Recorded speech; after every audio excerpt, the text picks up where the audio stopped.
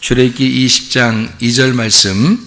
나는 너를 애굽 땅 종 되었던 집에서 인도하여 낸 내 하나님 여호와니라. 아멘. 십계명에 대한 이야기인데요. 이 출애굽기 20장에 보면 십계명에 대한 이야기인데, 십계명은 원래 하나님께서 이것을 꼭 너희들이 지켜야 된다 하고서 준 것 같아요. 아니면은 이것은 예수님 오실 때까지 하나의 초등 학문으로서 거쳐가는 하나의 과정이다. 이래서 우리에게 주신 것 같아요. 당연히 예수님이 오신 다음이니까 우리는 이것이 거쳐가는 과정이었다, 이렇게 볼 수가 있죠. 이것은 십계명이 그러니까 완전한 것은 아니었다, 이 말이에요. 예수님이 와가지고 십계명을 완성하셨다, 이렇게 볼 수가 있는 거죠. 그러니까 십계명 자체가 완전한 것은 아니죠. 그러니까 십계명이 이제 열 말씀이니까 이런 열 말씀으로 볼 때는 완전하다, 이렇게 볼 수 있겠지만, 이건 하나님 사랑, 이웃 사랑 이 자체가 우리한테 완전함을 주는 건 아니에요. 왜냐하면 하나님 사랑, 이웃 사랑이라는 게 십계명인데, 그것이 예수 그리스도가 오셔가지고 이 둘을 하나로 만들어서 평화를 이루어야지만이 서로 사랑이 되거든요. 서로 사랑이 되면 이제 그게 세계명이고 그게 완성이 됐다, 이렇게 말하는 거예요. 그러니까 성경에서는 하나님 사랑, 이웃 사랑, 서로 사랑이 있어서 서로 사랑이 되면 이제 완전하게 완성이 된다, 이렇게 보는 거거든요. 그러니까 이 십계명 이 자체는 사실 우리에게 이제 이 계명을 줄 때는 이거 안 지키면 너희들 큰일 날 거야, 하나님이 그런 의미에서 준 것보다는 하나님이 뭔가 이 사랑하는 마음으로 이 백성들을 사랑해서 십계명을 주었다, 이렇게 볼 수가 있는 얘기가 되겠습니다. 왜냐하면 20장 2절의 말씀에, 우리가 지금 읽었던 20장 2절 말씀 보면, 너를 애굽 땅 종되었던 집에서 인도하여 낸 네 하나님 여호와니라, 이렇게 했기 때문에 그렇습니다. 그렇게 얘기해 놓고 이제 십계명을 쭉 쓰거든요. 그러니까 십계명이라는 자체는 사실 2절 때문에 있는 것이다 라고 이제 해도 과언이 아니죠. 그러니까 2절이라는 말씀이 어떤 말씀 같아요? 2절이라는 말씀이 노예, 그러니까 종되었던 집에서 너를 해방시키는, 그러니까 노예를 해방시키는 그런 말씀이다라는 그런 내용이 되겠죠. 그러니까 십계명 자체가 노예 해방의 말씀이다, 이렇게 볼 수 있는 그런 얘기죠. 그러니까 억압된 데서 너를 자유케 하는 그런 말씀이다, 이렇게 볼 수 있는 이런 얘기가 되겠죠. 그러니까 그렇게 우리가 이제 전제하고 십계명을 이렇게 바라보면, 십계명이라고 하는 이 말씀은 어떤 거예요? 이게 자유를 주는 거예요? 아니면 억압하는 말씀이에요? 억압하는 말씀이죠. 억압하는 말씀이기 때문에 여기에서 너를 해방시킨다, 이걸 설명해 주는 그런 내용이 되겠죠. 그러니까 구약이라는 율법은, 여러분, 이게 율법이 나빠서가 아니라 율법은 하나의 감옥과 같이 우리에게 울타리를 쳐주는 거거든요. 그 안에서 복음을 깨닫게 되는 예수님을, 복음을 깨닫게 된다, 이것을 우리에게 가르쳐 주는 그런 말씀이에요. 그래서 여기에 있는 이 하나하나가 어떻게 보면 우리를 억압하는 거죠. 이것이 십계명 자체가 우리를 억압하는 거죠. 너 이렇게 해야 돼, 이렇게 해야 돼, 이거 하지 마, 이거 하지 마, 이거 해, 이거 하지 마, 이렇게 억압을 하는 그런 내용이잖아요. 그런데 여기에서 우리를 풀어주기 위해서 한 말씀이다, 이렇게 보는 게 이제 복음이라는 겁니다. 이게 무슨 말씀인가 한번 우리가 잘 생각을 해보면 좀 이해가 되는 그런 말씀이 되겠습니다. 자, 애굽 땅. 애굽 땅은 뭐 하는 데라고요? 애굽 땅에서 보니까 애굽 땅은 뭐 하는 거? 종되었던 집. 그러니까 애굽 땅, 그러면 이건 종되었던 집. 종되었던 집이라고 하는 것은 어떻게 해요? 노예가 되었던 집이다, 이런 얘기죠. 그러니까 속박의 집. 그러니까 속박한, 너를 속박했다, 너를 이렇게 억압했다, 그런 말이에요. 노예가 된, 종이 된, 너를 억압한 그런 것이죠. 거기에서 너를 구원한다, 이 말이잖아요. 여기서, 그죠? 그러면 이 속박했다, 억압했다, 그런 것에서 너를 구원했다, 그러니까 노예 해방이라는 얘기가 된단 말이에요. 그럼 애굽에서는 종교가 있었어요, 없었어요? 이 사람들이 하나님 믿고 있었어요, 안 믿고 있었어요? 믿고 있었죠. 애굽에서도 하나님 믿고 있었어요. 그러니까 이스라엘 백성들이 원래 가나안 땅에서 하나님 믿는 백성인데 가나안의 땅에서 애굽으로 갔잖아요. 그러니까 요셉도 하나님을 믿고 있었고 그 야곱도 하나님 믿고 있었고 그 12지파들은 다 12지파의 자손들이에요. 이 사람들이 애굽에서 이스라엘 백성들은. 그러니까 그 사람들이 하나님을 안 믿었을 리가 없다는 얘기입니다. 그러니까 하나님을 믿고 있었는데 문제는 하나님을 거기서 애굽에서 믿고 있었는데 애굽에서 믿고 있는 하나님을 그게 올바르다면 거기서 빼내겠냐고요. 만약에 그렇게 하나님 믿고 있는 것이 올바르다면 거기서 빼낼 이유가 있겠냐고. 그렇지 않겠죠. 그게 뭔가 틀린 게 있으니까 거기서 빼내는 거예요. 그러니까 그거를 이제 뭐라고 그러냐면 애굽에 있는 종교심, 애굽에 있는 종교란 말이에요. 그러니까 애굽에서 그들은 하나님을 섬겼는데 그 섬기는 방법이 틀렸다는 얘기예요. 그러니까 하나님이 보실 때 너희들이 섬기는 방법이 달라. 하나님이 원하는 거하고 달라. 그러니까 너희들이 믿는 것은 한마디로 말하면 진짜 복음이 아니고 다른 복음이야 라는 말이거든요. 그러니까 애굽에서 끌어내면 어디로 데려가죠? 애굽에서 끌어내면 광야로 끌어내요. 그러니까 광야로 끌어내는 것이 올바른 신앙생활이다 라는 얘기잖아요.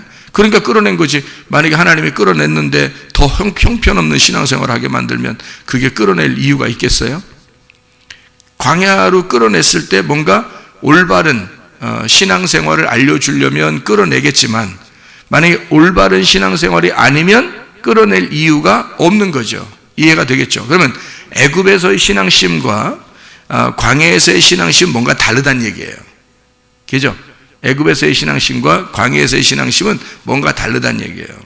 그래서 광야에 데리고 나온 하나님은 자기가 광야의 하나님이라는 것을 소개하는 거예요.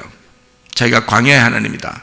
그러니까 나는 애굽에서도 하나님이지만 애굽의 하나님보다는 광야의 하나님이다. 이렇게. 그럼 애굽의 하나님은 어떤 하나님일까요? 여러분이 생각할 때 애굽의 하나님은 애굽에서도 하나님 믿었을 거 아니에요. 그럼 애굽의 하나님이 있었을 거 아니에요? 그리고 광야의 하나님이 있을 거 아닙니까? 그러면 여러분 이걸 생각해 보죠. 모세가 하나님을 광야에서 만났어요? 애굽에서 만났어요? 광야에서 만났어요.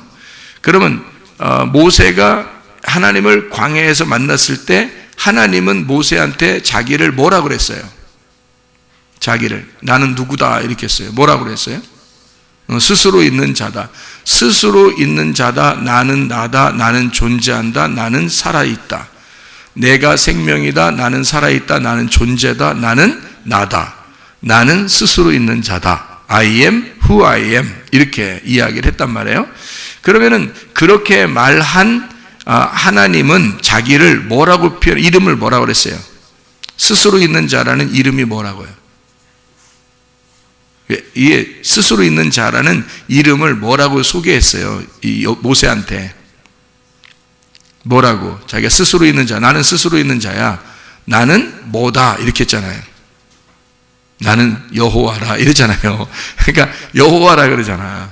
그러면은 애굽에서는 이스라엘 백성들이 여호와를 믿었다 안 믿었다? 안 믿었다. 모르고 있었다. 잘 생각해 봐요. 여호와라는 이름이 어디에서 나오는 거예요? 광야에서 모세한테 주신 이름이잖아요. 처음으로 모세한테 준 이름이라고요. 그러니까 애굽에 있는 이스라엘 백성들은 모른단 말이에요. 여호와가 누군지 모른다고요. 그렇죠? 이 애굽에 있는 이스라엘 백성들과 그 애굽 족속들은 누구를 신으로 섬겼을까요? 누구를? 바로를 신으로 섬긴 거예요. 바로를. 그러니까 바로가 왕이잖아요. 바로 왕. 그러니까 바로 왕을 신으로 섬겼어요. 그런데 이스라엘 백성의 하나님이 광야에서 모세를 만나서 자기의 이름은 여호와라 이렇게 말해요. 그리고 가가지고 여호와가 가서 바로 왕하고 싸우는 겁니다. 그죠? 바로 왕하고 싸워서 바로 왕의 밑에 억압되어 있는 속박되어 있는 이스라엘 백성들을 거기서 끌어내는 거죠. 그죠? 그렇죠? 그게 출애굽이란 말이에요. 맞죠? 그러니까 광야에서 이름을 부여받은 모세가 지팡이를 가지고 여호와라는 이름을 가지고 갔단 말이에요. 그러면 솔직히 성경에서 여호와라는 이름은 우리하고 관계된 이름이에요. 그러니까 우리를 만나러 온 이름이라는 거죠. 우리를 모세에게 만나서 자기 여호와라는 이름을 좀 이스라엘 백성들에게 소개하고 그 여호와를 너를 광야에서 만났던 모세를 광야에서 만났던 그 여호와 하나님을 우리가 섬겨야 되겠습니다 해서 데리고 나오라고 했잖아요.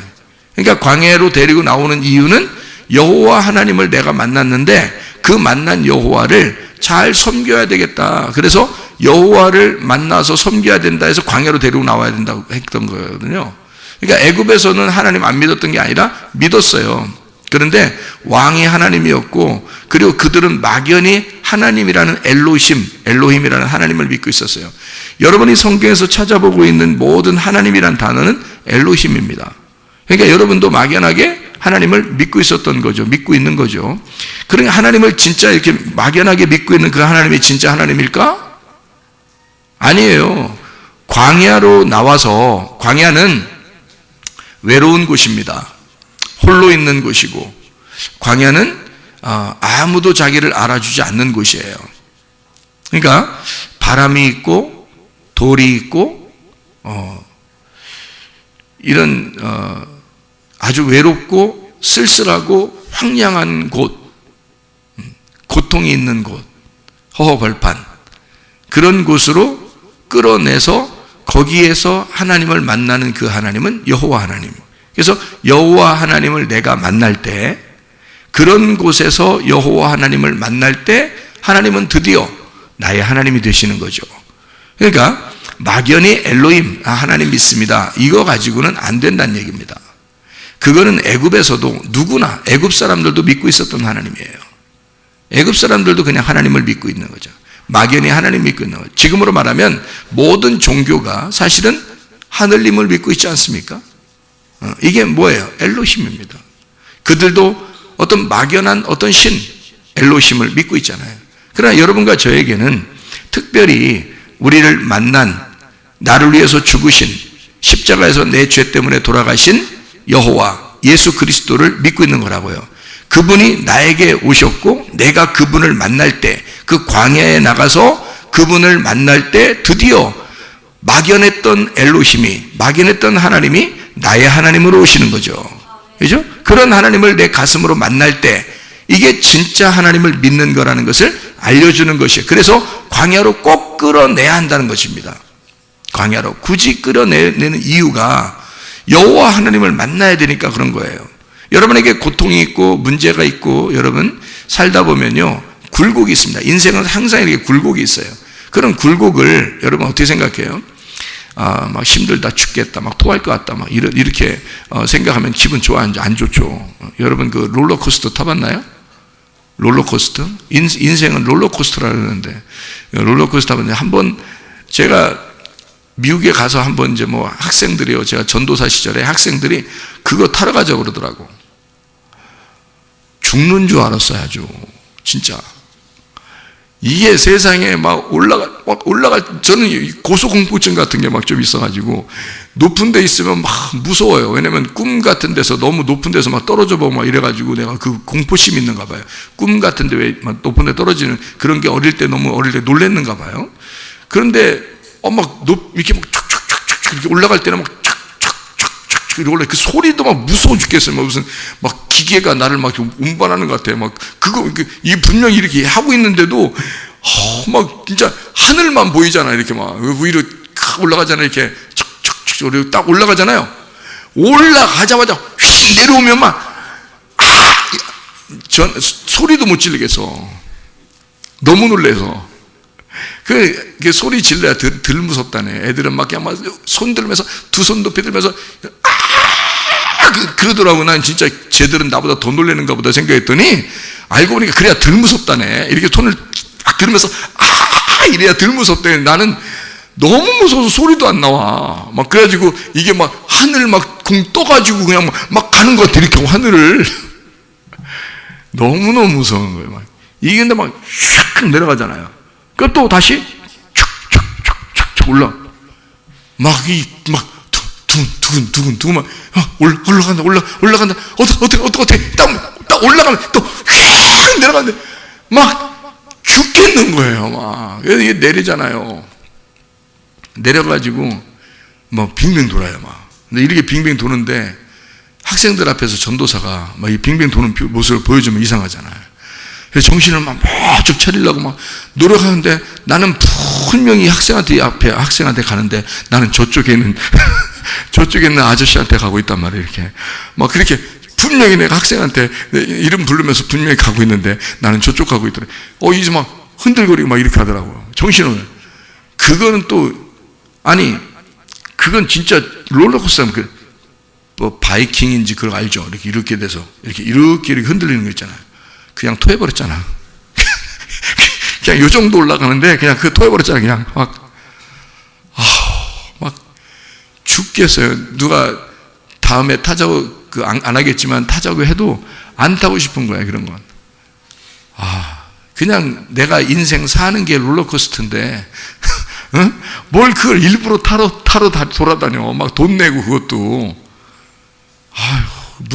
너무너무 무섭더라고요, 여러분. 근데요, 이 학생들은 말이에요. 학생들은 그 마지막 게 딱 도착할 때쯤에 또 사진도 찍어줘요. 막 이래요, 막 이러면서. 막 여기서 나는 사진 찍혔는데 보니까 찍혀 있더라고. 이게 뭔 짓이야? 얼마나 창피해.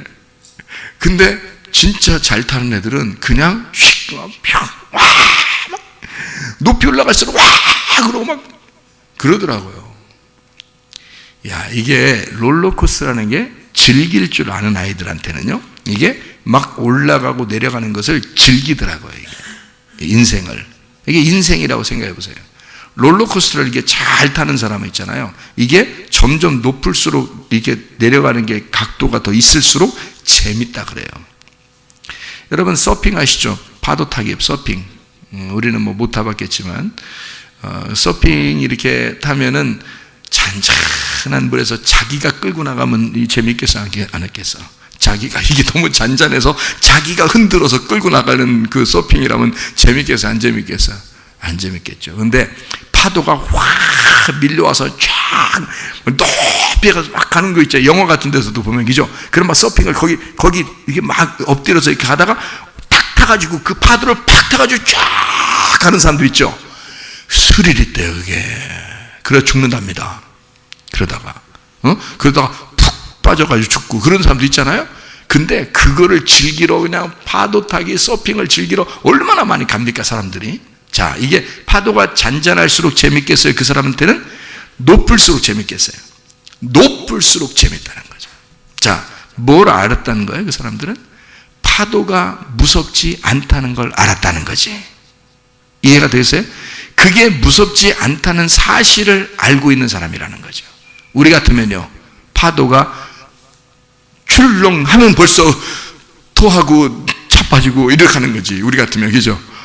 그런데 그 사람들은 이걸 높을수록 그걸 즐길 줄 아는, 무섭지 않은 거야. 자, 롤러코스터도 우리 같으면 벌써 밑에서부터 저 자체를 무서운데 내가 무슨 사탄 만나러 가는 것처럼 이렇게 올라가니까 막 점점 더 무섭죠. 그런데 즐길 줄 아는 애들은 그걸 몇 번 타본 애들이야. 어릴 때부터 타본 애들이야. 막 재밌는 거야. 높을수록. 그리고 훨씬 막 이렇게 빙빙 도는 이런 게 또 있어요. 이렇게 롤러코스터 막 샥샥 돌고 이런 게 있는데 그거를 더 굴곡이 있을수록 재밌답니다. 이 아이들은. 왜? 그걸 즐길 줄 아니까. 안전하다는 걸 아는 거예요. 재밌다는 거예요. 더 높을수록 더 낮을수록 재밌다는 거예요. 그게 안 무섭다는 사실을 알았기 때문이죠. 그죠? 인생은 어때요? 인생은 롤러코스터 같대요. 그런 고통이 온답니다. 근데 그 고통에 무서워하고 그런 고통의 인생의 굴곡에 내가 무서워하면 지는 거예요. 그럼 토하는 거야. 무슨 말인지 알겠어요? 그런데 인생의 굴곡이 있는데 그것을 타볼 줄 알고 이번에는 이렇게 굴곡이 내게 왔는데 하나님이 나를 이렇게 인도하실 거야 라고 그걸 무서워하지 않고 하나님이 나를 이렇게 좋은 곳으로 인도하실 거예요. 재밌게 인도하시느라고 이렇게 굴곡 없이 쫙 그냥 인생이 평탄하면은 재미가 없잖아요. 그러니까 이런 굴곡을 주셔서 하나님이 재밌게 하는 걸 거야 라고 생각을 해서 전혀 이것은 나에게 위험을 주는 게 아니라 내게 재미를 주는 인생이다 라고 생각을 하게 되면 이걸 즐길 줄 안다는 것입니다. 이런 고통이. 그것을 여러분 애굽에서 그냥 사는 게 편하겠어요? 광야로 나오는 게 편하겠어요? 여러분 생각해 보세요. 애굽은 자기 집이 있어요. 어떤 사람은 3층 집이 있을 것이고 어떤 사람은 2층 집이 있을 것이고 어떤 사람은 집을 큰 저택을 놓고 사는 사람도 있을 것이고, 그죠? 거기에 노동자 계층에게도 충분히 그 하루의 근무 시간과 보너스나 또 연장 시간에 반드시 그 연장 지급하는 그런 법들이 다 제공돼 있었답니다. 노동자에 대한 그 근로 시간이나 뭐 이런 모든 것들이 그 차후 개선하는 그 법들이요 이미 정해져 있었답니다. 애굽은요. 그러니까 애굽은 우리나라 지금에서 현재 이루어지고 있는 이런 그 근로기준법이나 또는 뭐 노동자들한테 이렇게 해줘야 된다 이런 모든 법들이 이미 애굽엔 그 전에 다 있었다는 거예요. 다 돈 받고 했던 거예요. 이 사람들이요. 노동자예요, 노동자. 알고 보면. 그러니까 뭐 노예 그러니까 막 이렇게 묶여 있는 이런 게 아니라요. 일을 하는데 일하는 사람인데 돈을 받고 일하는 사람들인 거죠. 그런 노예를 말하는 겁니다. 그런 애굽에서 그렇게 일하면서 돈을 받고 시간만 딱 되면 퇴근하고 집에 가서 놀고 이렇게 하던 생활이 애굽 생활이었는데 여기서 광야로 나온다면 좋겠냐고. 이거는 더 고통스러운 길이란 말이에요. 광야는 아무것도 없으니까. 그런 길로 나온다는 것은 마치 인생의 굴곡을 타는 거예요. 애통, 고통을 타는 것입니다. 이런 길로 빠져나오는 거거든요. 그런데 하나님은 그것이 좋다고 데리고 나오는 거예요. 이스라엘 백성들을 애굽에서 끌어내는 거예요. 뭔가 이유가 있으니까 끌어내야 되겠죠. 이유가 있으니까. 이유가 뭐냐 봤더니 애굽에 너희가 속해 있었어. 너희가 애굽에서 너희가 뭔가 매여 있었어. 그래서 나는 애굽에서 나를 믿는 거, 너희들이 믿는다고 하는 엘로힘, 너희들이 믿는다는 막연한 하나님을 믿는다는 그런 이야기가 실제로 내가 광야에서 여호와라고 하는 광야에서 모세가 만난 그 여호와를 너희들이 나와서 광야에서 만나도록 해야 돼. 너희들은 막연한 하나님을 믿는다고 했지만 사실은 여호와를 광야에 나와서 만나야 진짜 만나는 거야. 그러니까 너희들이 믿는다는 하나님, 너희들이 애굽에서 믿는다 했던 그 하나님을 광야에 나와서 진짜 여호와를 만나서 섬기는 예배를 드려봐야 너희들이 진짜 하나님을 믿는 게 무엇인지 알게 될 거다. 이래서 끌어나오는 거거든요. 그러니까 한마디로 말하면 애굽에서의 종교에서 벗어나서 광야의 종교로 끌어내는 것입니다. 애굽의 신앙은 잘못된 거다. 그러니까 애굽의 신앙에서 너 광야의 신앙으로 빠져나와야 된다 해서 끌려 나오는 거지 절대 너희들 편하게 해줄 거야 그래서 끌려 나오는 거 아닙니다. 여러분.